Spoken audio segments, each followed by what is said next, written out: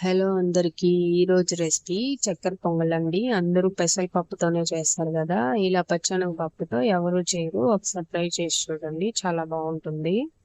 ముందుగా ఒక కప్పు బియ్యం తీసుకొని హాఫ్ కప్ కంటే తక్కువే పచ్చెనగపప్పు తీసుకోవాలండి. అప్పుడే టేస్ట్గా ఉంటుంది. ఎక్కువ పచ్చెనగపప్పు వేసినా టేస్ట్ అనేది ఉండదు.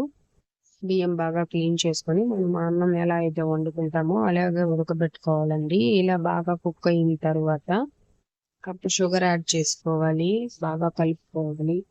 అలా బాగా కలుపుకున్న తర్వాత ఇలాచి యాడ్ చేసుకొని బాగా కలుపుకొని పక్కన పెట్టుకోవాలి. తర్వాత ఒక ప్యాన్ లో మనం నెయ్యిని హీట్ చేసుకొని డ్రై ఫ్రూట్స్ వేయించుకోవాలి.